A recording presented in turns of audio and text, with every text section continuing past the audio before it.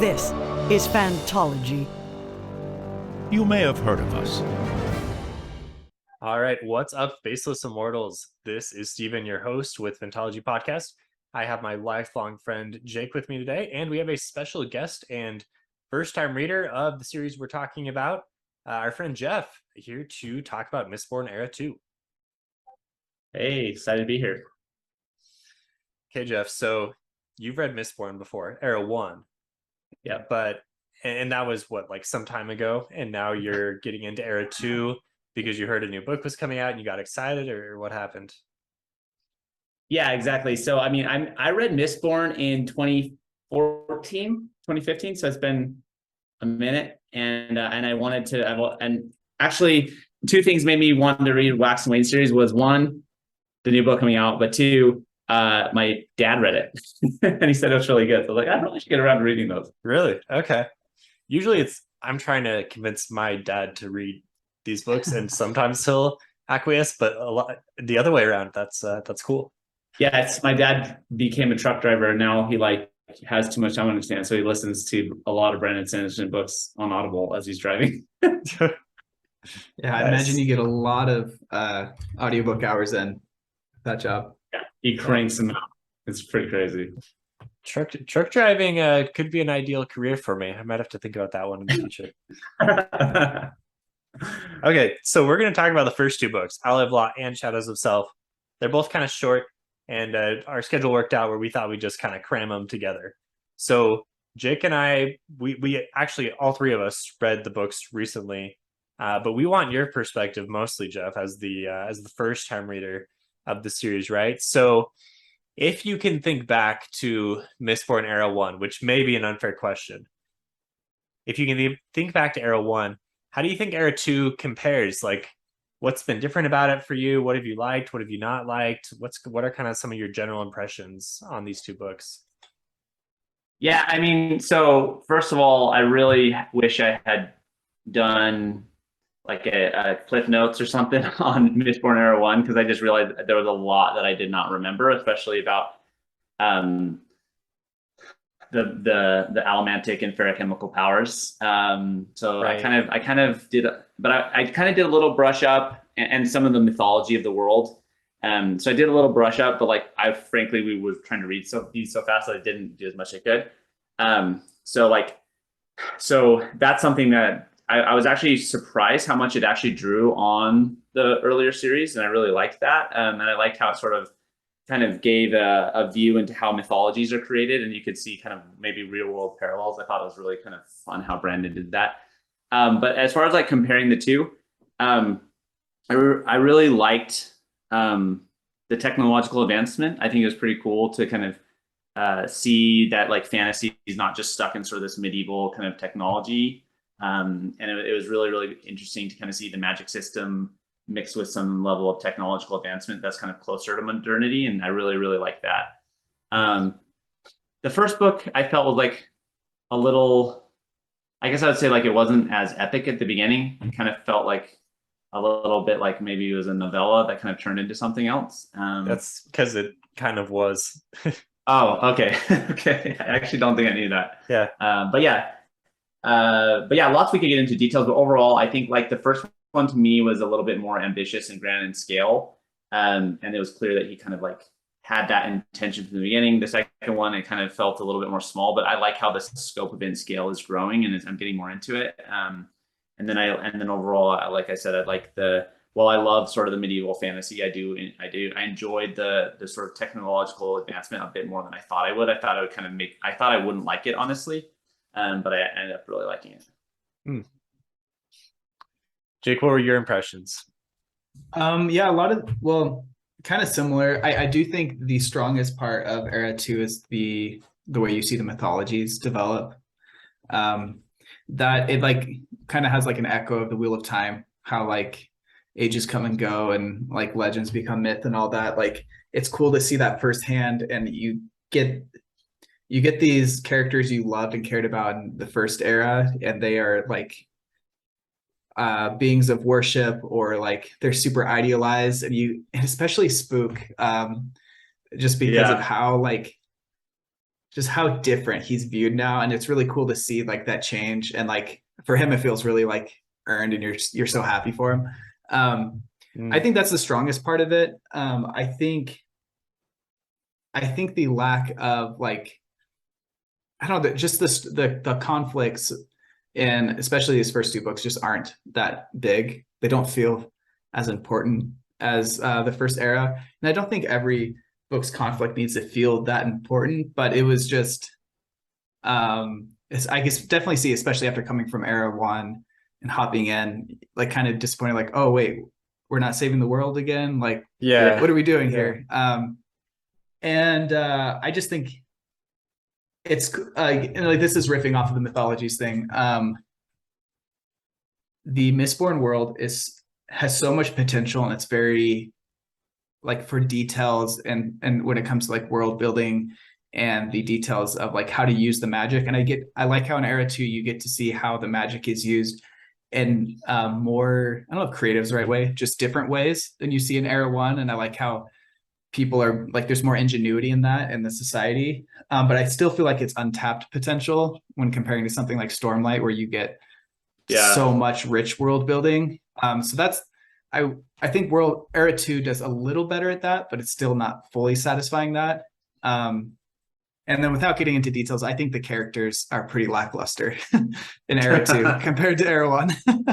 That's probably my biggest critique of Era 2. Yeah, I agree with that. I like Wayne a lot. I really like Wayne. I feel like some of like Wayne's internal monologues is sort of like Brandon's just having fun. Like, just like, oh, if I put myself in Wayne's shoes, pretend like I'm Wayne, and I'm this kind of, this sort of unsophisticated guy who's like has really high EQ, but sort of maybe not that book smart, and just like with a little bit of irreverence, I'm just going to go on and just pontificate about things. So I think I like that kind of like Brandon playing fun, like about talking about how like, wealthy people refer to the toilets as like the lavatory or whatever he says. And just like, I just thought it was fun. I like his character, but even like my favorite character is Wayne. He's still just way underdeveloped. Like he has this, like, I was a bit surprised. Like he has this really, really heavy backstory around killing that person on accident. And he's trying to atone for it with the family. And like, he barely touches on that at all. Like there's one scene where he goes and tries to pay the money, but I don't know, I just feel like a lot of it is underdeveloped. It's not that the pieces aren't there or that the characters couldn't be likable. It just feels really underdeveloped to me. It's like it's all plot and magic and not like character development a little bit. Yeah, I say with like there's a lot of showing or telling when it comes to people's backstories like that. It's like, and this is his backstory. And like, I get the books aren't that long, but it would have been cooler to see, like, to have that shown and developed that way. Yeah, agreed. So is Brandon best when we're saving the world, or when we have enough pages to really like see a bunch of different scenes and have that telling or have that showing of the backstories? I don't think you need to save the world. And this is my own personal taste. I much more prefer long form content that is good than like something short that is underdeveloped. Like I could watch a movie that's like 5 hours long if I felt like it was good for the 5 hours. And same with books. So that's, yeah. I feel like Brandon generally is a plot guy. That's like he's really, really plot heavy, which is good. I like that about Brandon. But in general, he's not as good as character. But when he has longer books, I think he's able to do it better because it just kind of comes out more. And I don't think he kind of has the art of really like condensed, rich character building. It's just kind of not his strength, in my opinion. Yeah. I mean, not to say he's built great characters. Don't get me wrong, but I just think it takes him a lot more time to do it. You have to, because it has to be like, have to come out in the plot more, I think. Jeff, we probably should have checked with you. So sounds like you've read all of his other books, or a majority of his other books. I think I've read all of them except for Legion, the library, Alcatraz and Library, and just like his YA stuff. Okay. And then I haven't read the most recent two Skyward books. Okay. I've read everything else. So all the Cosmere stuff, at least all of his longer like adult fantasy stuff. Yeah. Actually, I haven't read Oathbringer yet. No. I read Oathbringer. What's the most recent one? Rhythm of War. Rhythm of War. I've not read that one yet. I've not read Rhythm of War yet. Okay. If you want to For read most that, of his stuff. if you want to read that and listen to a ton of podcasts about it, then you can find that on our channel. Okay, awesome. Yeah. We covered that one ad nauseum. And how many podcasts? We did like one for every part, I think, at least. Oh, nice. That's And- awesome. That's cool. Well, and when that book was coming out, he was doing the release a chapter a week. Oh yeah, until the The release preview date for a chapters, bit. too. So we would do an episode per preview chapter. So Wow. there's a lot of wow.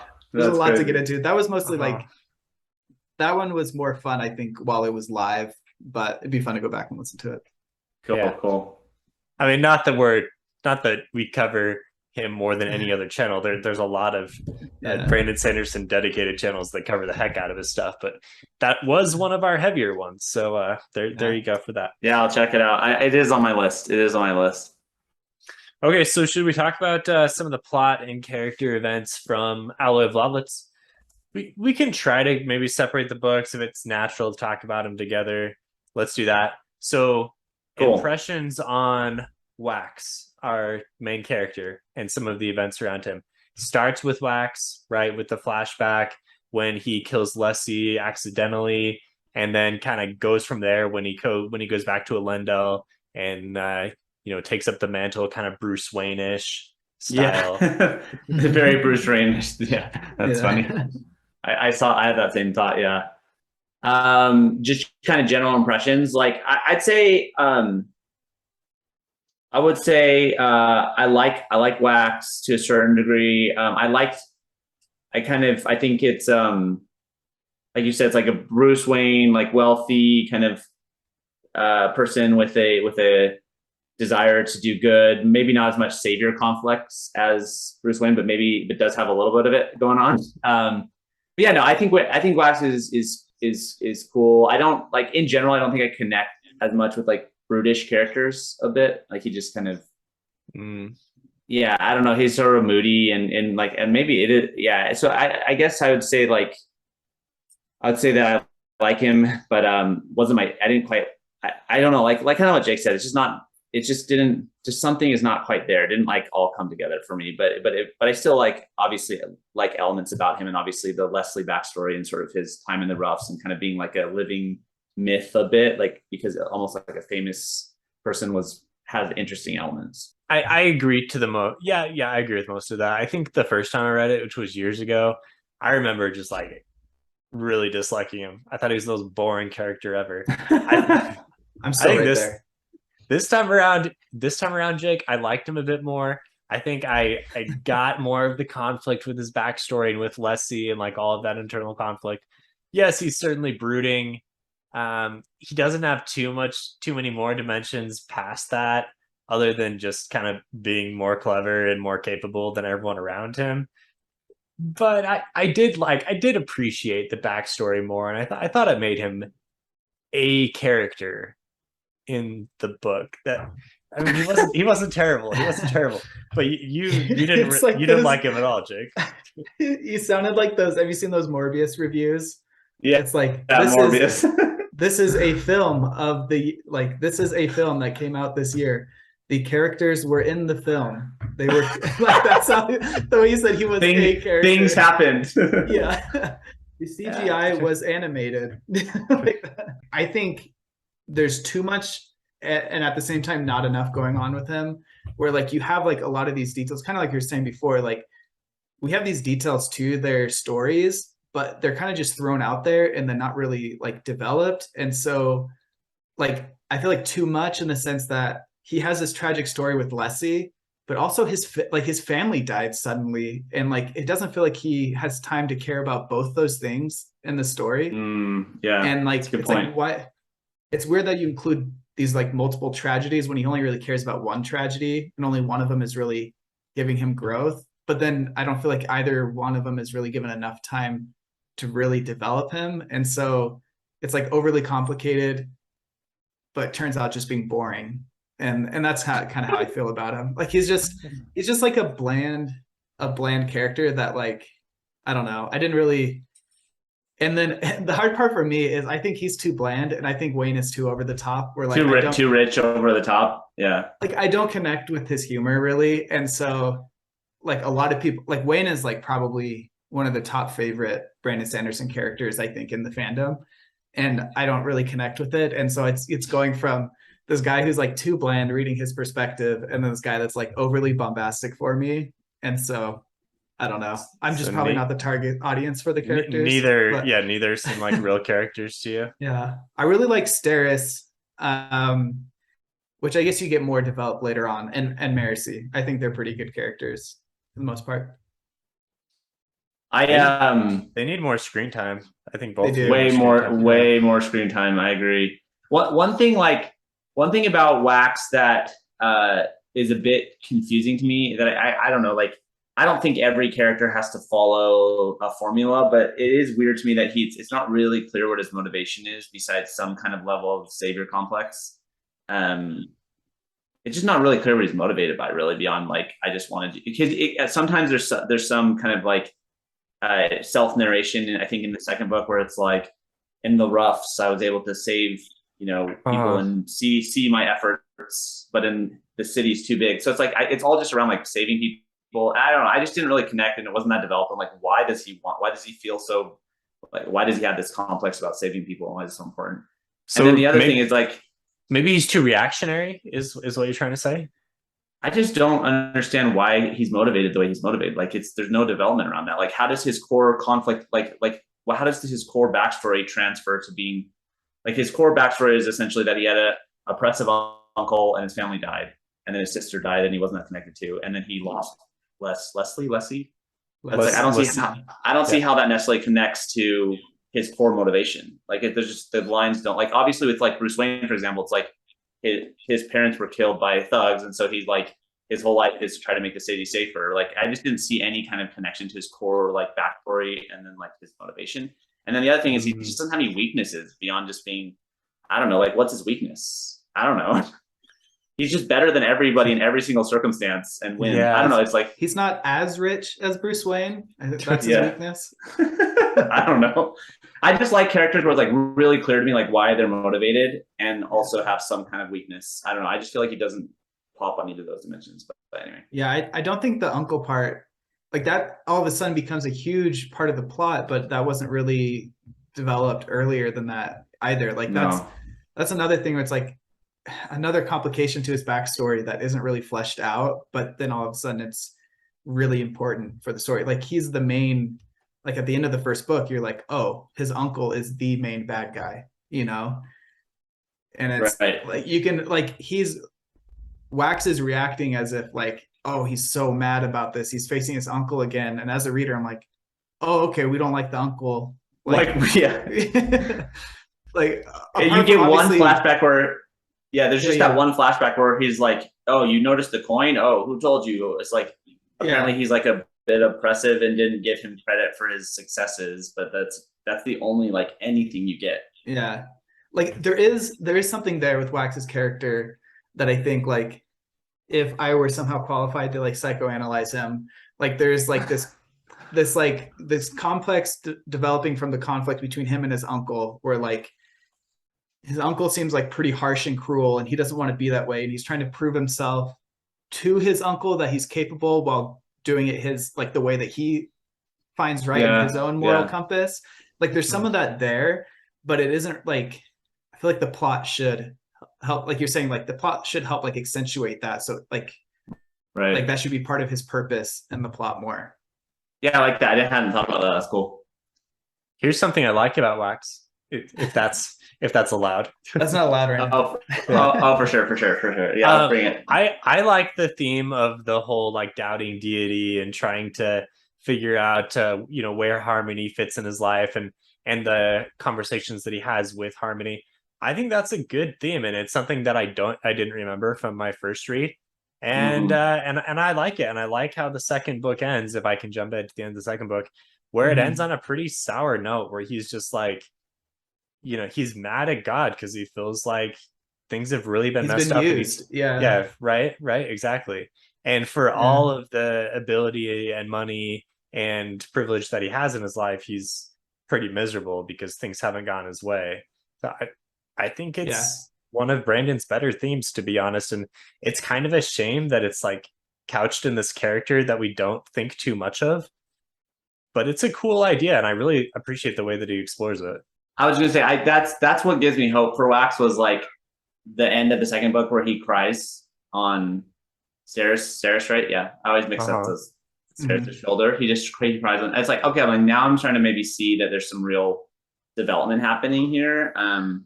And so I got a little bit of hope for his character at the end of this book, but like, yeah, it took 2 books to get there though, for me. I do think the books get better as they go. Like I think Bands of Mourning is significantly better than Shadows of Self. I like Shadows of Self significantly more than Alloy of Law. I don't think it was still like not quite there for me, but I do think part of the reason I did like it more is focusing again on like kind of these mythologies and bringing back past things like the Khandra. Like you see how that has played out over time and like their role now. And I agree, Stephen. I think that theme, like his conflict with Harmony throughout, is like really intriguing and really interesting. And it was like one of the more engaging parts of Shadows of Self. And I do think it's kind of sad that it's in a book that it's an idea that is better than the book as a whole, unfortunately. And also like it did make me feel for Wax more, but I felt like in Shadows of Self, Wax he was just like pushed around by the plot more than like being an active participant and growing in the plot, if that made sense. Which I don't think like a main character has to be like the center focus of every plot point, but if like he was more just being like he wasn't in control of it, so I didn't really see it as character growth as much. But you do, I will say, I think you do see some character growth in the next book, which we're not really covering here. But it does set the stage really well to make you like Wax more. But it's cool. I'm excited about that. I mean, the next book also gets more into like saving the world, like big plot, right? Which we already said. It's more connected to the Cosmere as a whole, which is again why I liked it more. And you get to see more Steris and Marcy, more Steris specifically. But okay, that's cool. Very cool. Yeah. Should we talk about the 2 girls? We said that we wanted more of them on screen. I remember Steris being more than my memory of Steris had a lot more detail than what I saw in the first 2 books. So yeah, it must be true that she's in the third one more, because she's really like not much. Yeah, she doesn't do much in the first 2 books other than like have a few conversations and be important because Wax is going to marry her for political reasons. Yeah, I'm the same. Yeah, I like how she's in like 4 scenes.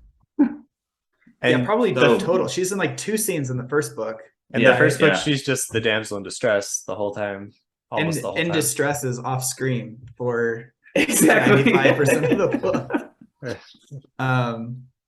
In the second book, I did like how they showed some growth there with their relationship and like them kind of coming to terms with it.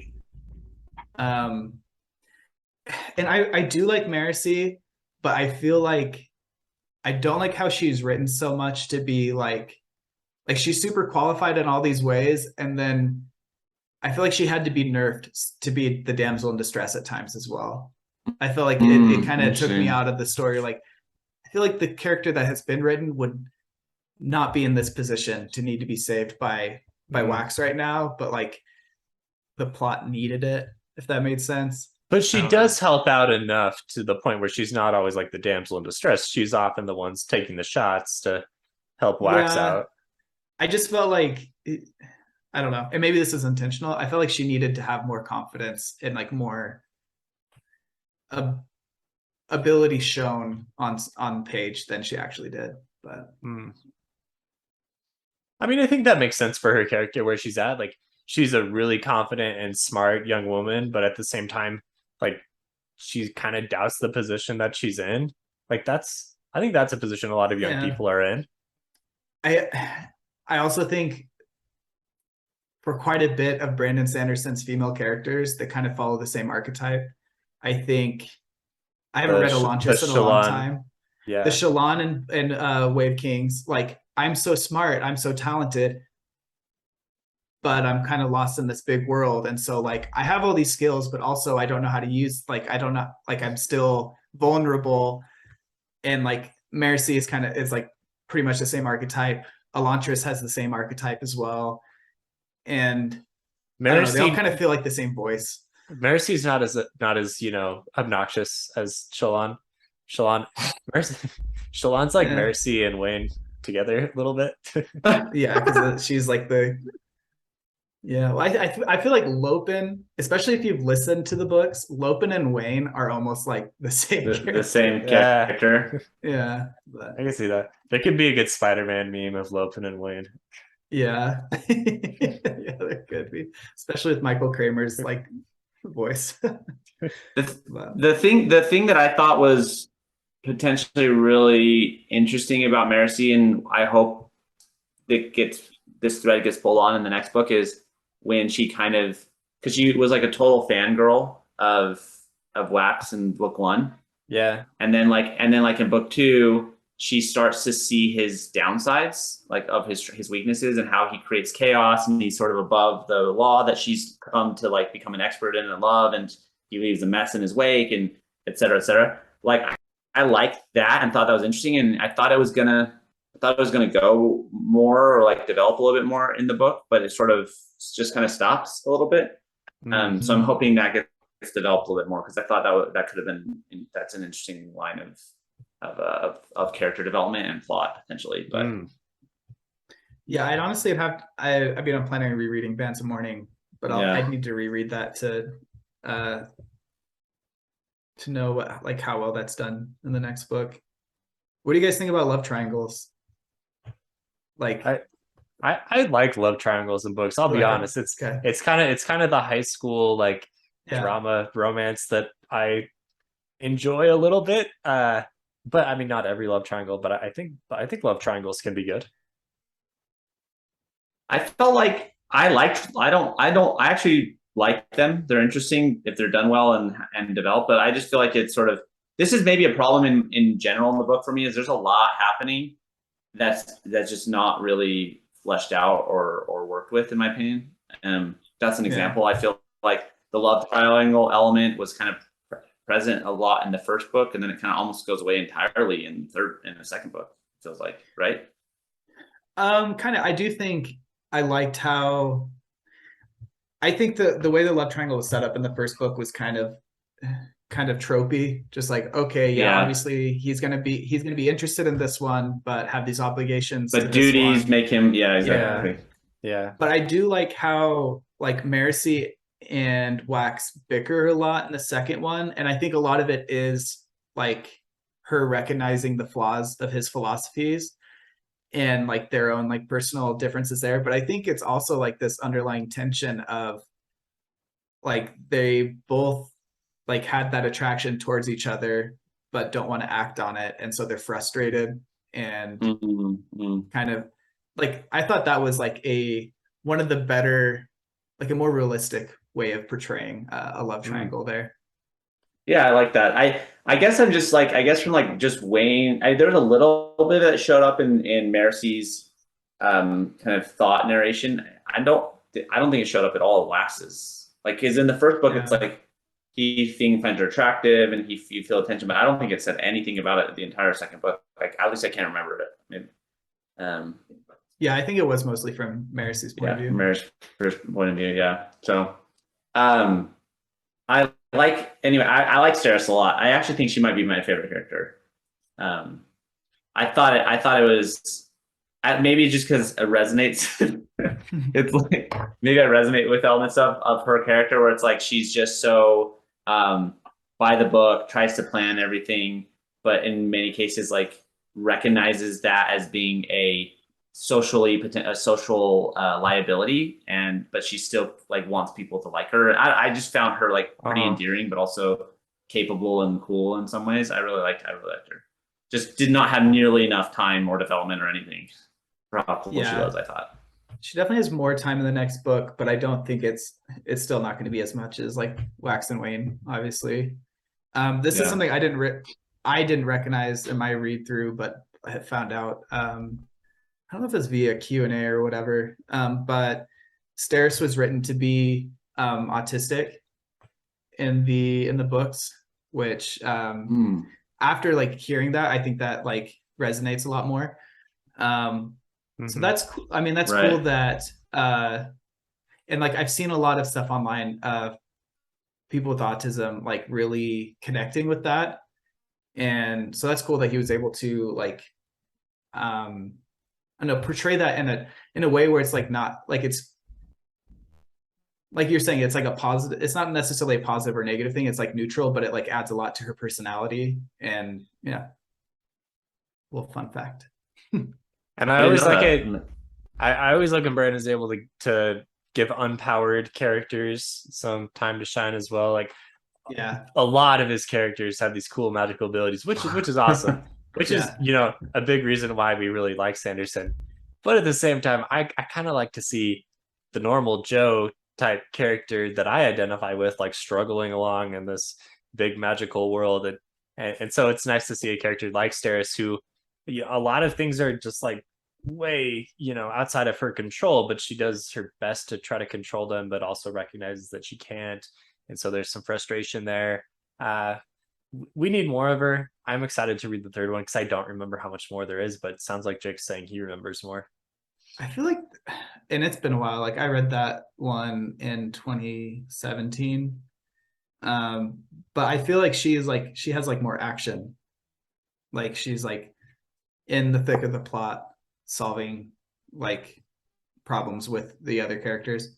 One scene that specifically stands out in book 2 with her is, I can't remember where they're going, but she's like added in like contingency. Well, she's like planned for like the unplanned, if that makes sense. Like, yeah. Like their okay, dialogue at the ball. Yeah.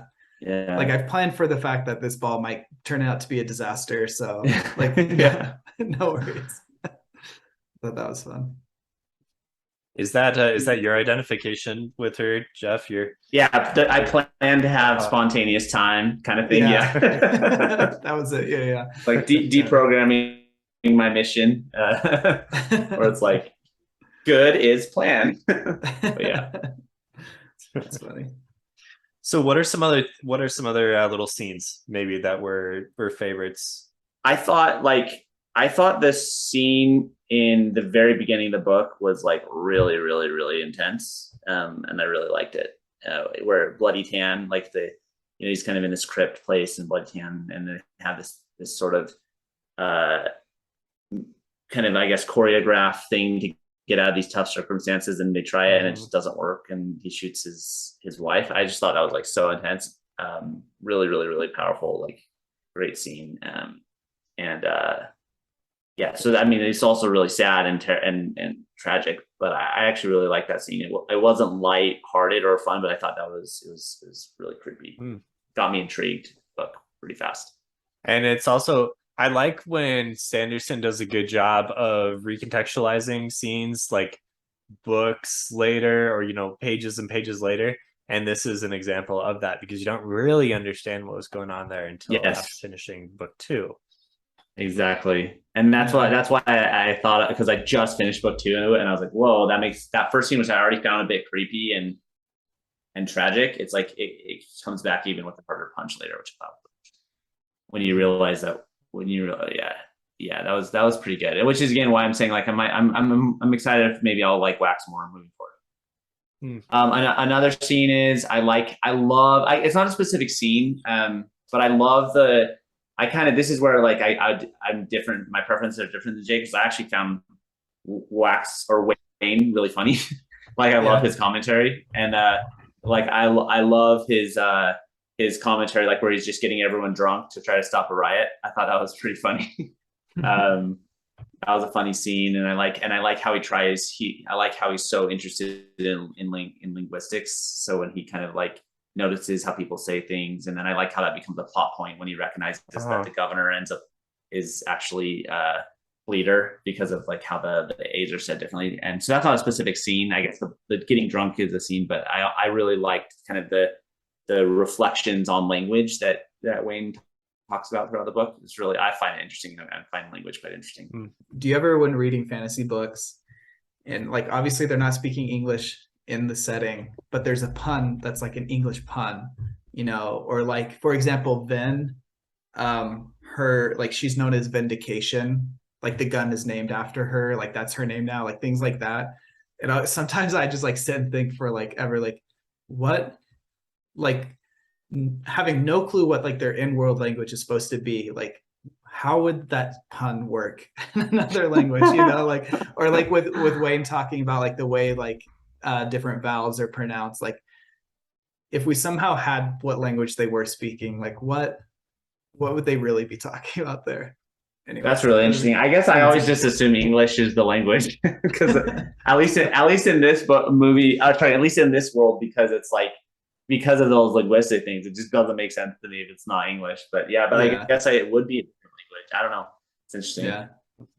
I think about it more with these because like you'll have world hoppers in the Cosmere and they don't like they obviously don't speak the same, but like you have similar puns in Stormlight and in Mistborn, and how does that work? Do they not speak? I mean, they're able to communicate usually. Yeah, if you have enough investiture into connection, you can. Yeah, that's right. That's how that works. Okay. This is beyond my my understanding of the Cosmere. What's the investiture and connection? So there's like an aspect of like there's like the physical realm, the cognitive realm, and the spiritual realm.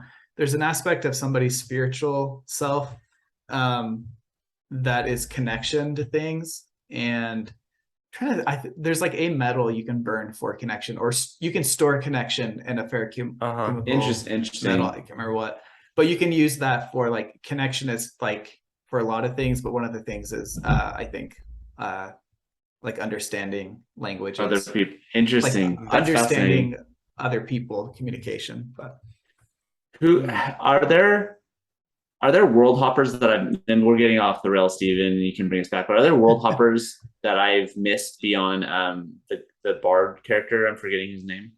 Hoyd, yeah. Yes. There are from these books specifically, like these two. No, I'm just saying from the ones that I listed earlier that I've read, basically most of the Cosmere beyond the remaining Wax and Wane and Rhythm of War. There's a lot in Stormlight. Interesting. There are a lot in Stormlight, and we probably should stay a little more on the rails and get into that because we're just gonna run into spoilers too fast for other books that we're not talking about. But there are a lot. Yes. I'll have to go back and try maybe read up on it on some Reddit threads. Just go to like the World Hoppers page on Coppermind and it should take you right spoilers. There. Cool. Yeah, maybe I'll do that after I read Rhythm of War. You probably should. Yeah. Okay. Cool. Okay. Remember that one for when you finish. Okay. So other big moments. I really like the end of the first book where they use Marcy's how do you pronounce it? Cadmium. Yeah. Where that was actually that was so cool. That was the plan, right? That was what they were always going to do. Yeah. In order to get that was a good. Yeah. That was a really nice twist. That was a good Sanderson twist that I remembered. That was like one of the only things I remembered from Era 2, actually. You could tell he was like very much, how can I pick, like, what could be like the weakest power I could find, and how can I make this be exactly to the resolution? What's funny though is when he first introduced that power, because I did not remember it from the Era 1, and he's like, it's when I think Marcy says something that like it's mostly useless. I'm like, how could this actually be useful? I need to think about this. So I actually thought about it for a second, and I remember like thinking about it, and I could think of like a couple round things, but not anything as useful as Brandon did. So I was like, that's pretty cool, because he like surprised me with how useful he made that useless power. That like after me spending some time thinking about it, I'm like, I can't think of that many good uses of it. Yeah. So I think that one and Bend Alloy, like both of the time traveling metals, those were not used in Era 1. I can't remember if they were, Yeah, interesting. They weren't Yeah. even aware of them Yeah. as metals. or were Yeah. they just alloys of other metals? And anyway, the newly, useful in Era 2, not present in Era 1. Yeah, there was a lot of like after Seiza became Harmony, like he basically like bestowed a bunch of knowledge, and it was like part of that. That's the way I understood that. Mm. But I think that that climax was great as well because it like had that fine line of enough of their plan but not all of it. So that scene was still pretty intense because you weren't aware of like the time bubble part of the plan. And so Wax is just kind of getting beat up, and you're like, what is he gonna do? Like how is this gonna work? And then Oh the yeah. bomb getting surrounded. That was good. The execution there. I really like the scene in the second book where you get to meet Ten Soon. I love everything about the second book that's like a callback to Me Era too. 1. It's so good. Yeah. Like Yeah, me too. Ten Soon, The pits of the pits of Hatsun, yeah, all that. But that scene especially with the like hemalurgic beasts that are like Yeah. attacking them there. I thought that was really cool. Uh-huh. And yeah, and the final scene where he shoots Lessie with the spike from his earring. I thought that was Right. cool as well, turning the earring into like a bullet as the spike. Right. Yeah. Fits so Yeah, well in that the was world. cool. One thing that like I didn't understand about that scene is like, and this could have been because I was just reading too fast, but how did she kill herself? Did that connect to anything about how Chondra work? Yeah, Milan had earlier when talking to Wayne, they're like talking about how you can kill a Chondra, and there's like that there's like a way they figured out, and then but she said they also realized that there's a way for themselves to just end their life basically. Like they were able to figure that out. What I found like a little bit unbelievable was like, why, if she really loved Wax so much and Wax realized it, like why couldn't they work to get the spike out again? Like I don't know, it just like it happened so fast, and maybe that's how tragedies happen, right? It just quickly unravels. But I was like, man, like it feels like, why did she kill herself so fast, and why didn't they just try to work it out? I don't know. I found myself like not quite believing that's how it would have gone down, but I don't know. That just was my impression. Yeah, because I could buy like she's unhinged without the balancing spike in her, because then she's only under like the ruinistic influence, right? And so I can get like attributing a lot of like the destruction that she leaves in her wake due to that. But as soon as she spiked again with Harmony, I do get them like her motivation of I don't want to be able to be controlled by Harmony anymore. But like you think she'd be like maybe have a little more clarity of mind at that moment, having both influences. Yeah, exactly. And I would have felt like she would have like remembered how much she loved Wax. Yeah. Like that was what was weird. Yeah. I mean, she probably realized that Wax now knew her for what she was and was not going to would never be able to. Yeah. Yeah, that's interesting. I hadn't thought about that. Yeah. Interesting. What do you think about this Trell threat, Jeff? At the end, did Trell ever come up any other time? I know it came up briefly. It was dropped just really briefly when what's the bad guy's name from the first book? Miles. Yeah, Miles. When Miles when Miles mentioned something about it, is that the only? There's no Era 1 references to that. There's a slight Era 1 reference. Interesting. Like Sazed was going through all the different religions. Yeah, that he had recorded. It was one of those. Interesting. But it's not. I don't remember what the details were around the religion that he gave. It's called Trelligism or Trelligism. Yeah. But there weren't. I don't remember like any specific things that would make us think like, oh my gosh, like that's what's going on with Trell. It's kind of vague. Yeah, it seemed like pretty different than that as well. So I don't know if it's intentionally like the same name to be misleading, or if it is one and the same, or if it's, I don't know, completely different. I don't know. Yeah, to me, it kind of felt like a little bit out of nowhere, but I was like, okay, I guess it was intriguing. I'm interested to see what comes next. But I didn't even remember the reference in the first book from Miles. It was so in passing. Yeah, I guess it wasn't that focused on, right? No. Yeah. So far we know that, and then we know there's like a special type of right. Mercy got the spike and she said, "Oh, it's made out of this metal that we don't even know what this is," right? And so, which kind of makes us think like, oh, there's some kind of like supernatural power going on here connected with all of this. Interesting. Yeah, one thing to bring us back that I think is just a thought that has come up that I want to share before I forget is I think Mistborn is going back to some of the scenes we were talking about. I think the Mistborn world and these books are just so like we've been criticizing a little bit the character development, but like the action is just so awesome. It's like I can easily imagine that if these were in a different format beyond books, like if they were TV or movie or whatever, it would just be so cool. Like these books, because you can in other formats and other mediums, you can get by with a lot of these things, get away with weaker character development, all these things we're kind of maybe being a little bit critical about, and I think it would just be awesome because it's just like the action is just so cool and how you so I hope one day this gets made into something that's a more visual medium because it would just be amazing. So Mistborn directed by Michael Bay is the perfect marriage of all of this.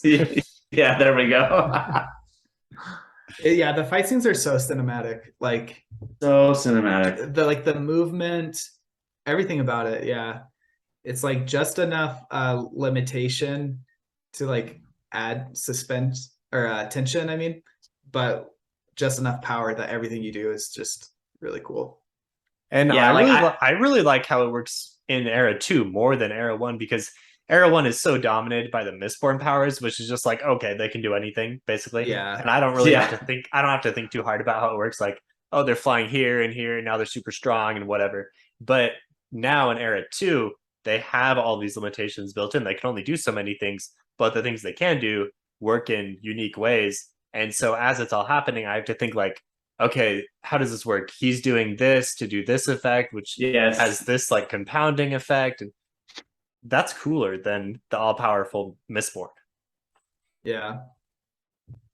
I think so too. I found it really interesting, like the constraints in this that were introduced in this Era 2 to me made the magic system more interesting, personally.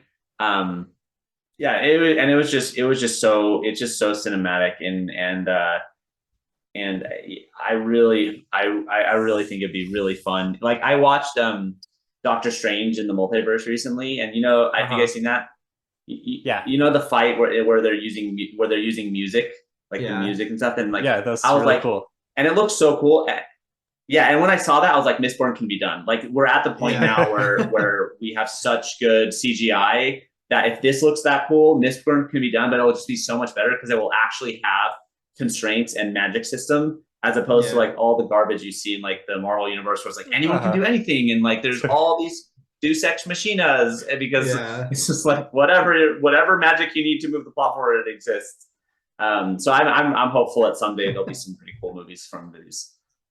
Yeah, I know he's been working on a screenplay, and he in its not latest, but in a recent like YouTube live stream, he said the words, "This is the year Disney or Hollywood came knocking." That's what he said.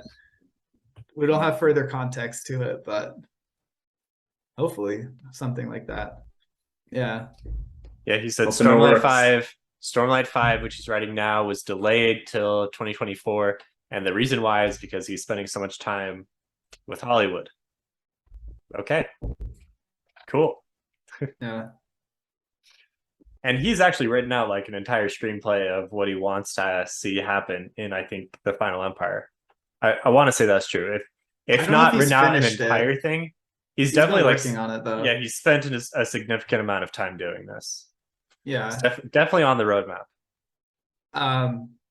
Yeah. Before we finish, I do want to bring up one critique of Shadows of Self, and I don't know if it's just because of like recent political climate in the real world, at least in the US, but like the fact that there was all this corruption with like the nobles and their society, I was just thinking, like, why do they have nobles still? Like at this point, like weren't they trying to create like this egalitarian, society? What is the point of having, like, how does that mesh with having nobles in charge that way? And like, I felt pretty disappointed with like all these people like trying to revolt, like totally justified. And I felt I don't know how to phrase this, just like bummed that the book didn't critique as much the like wealth inequality and the power The imbalance. existing, yeah.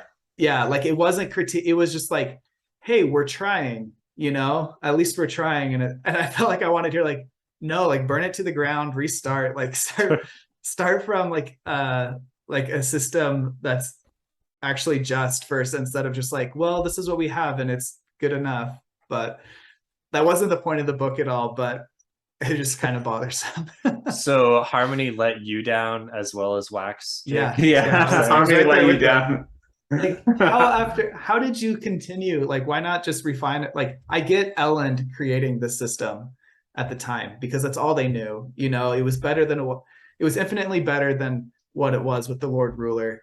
But you think when like Harmony ascended, like he'd be like, oh yeah, that was a good step, but here's like the actual execution of what that should be. Yeah, Okay. it kind of felt, and not that like our world has to parallel, this world, Yeah. but it kind of felt like the technology progress was outpacing the political progress a little bit. Yeah.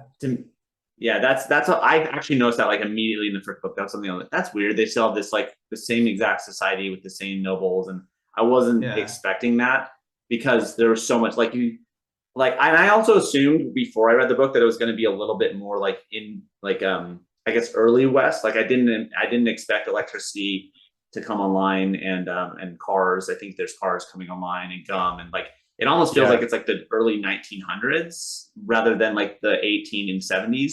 So it was a little bit further along, and then but there's still like democracy had been around for a long time in the US by the time we reached this technological place. Obviously, it was limited democracy, but it was just not the same. Yeah. So I felt similarly. I was just gonna say, I also was like, I almost expected that like Wayne was gonna switch sides or have more conflict with Wax, because Wayne, more than anyone, to me, felt like he was like, it just felt like, why doesn't he just take the next step? But he agreed with the people that were writing, and he saw the injustice, and he came from that. And like, it was it felt a little weird to me. Like I didn't know what was holding Wayne back from just like changing sides almost and stop being a constable. I'm very sympathetic to this idea of like order versus chaos, as like you take a system that's like has inequality and corruption versus chaos, because I think that's like a very deep political and philosophical discussion of like, do you burn it down? Like a lot of times when you burn down things, it actually doesn't end up that well. You get like the Inquisition and you get terrible things. And so I think it's a very interesting philosophical debate, but I was just surprised that it wasn't like, I don't know. I just didn't feel that believable to me with some of the characters or where they decided to go, given who they were, their backstories and their motivation. Yeah. I felt like it was too apologetic to the systems and power. Yeah. Which wasn't the point of the book. That wasn't like the moral of the book at all. It was like this subplot to the conflict. But anyways, but it is very, very prevalent context throughout the whole thing. Yeah, I feel like we opened a big can of worms right at the end of the time we have. So. Right at the end. I know. Yeah. Cool. Well, thanks. Thanks for coming on with us, Jeff. This is fun. It's always fun to get a new reader perspective, and we're going to continue this series in, why am I blanking on the name? Bands of Mourning, book 3, and then we'll have to read through The Lost Metal with you as well when that comes out in November. Yep. Yeah, I'm very excited about it. Right Enjoyed the conversation.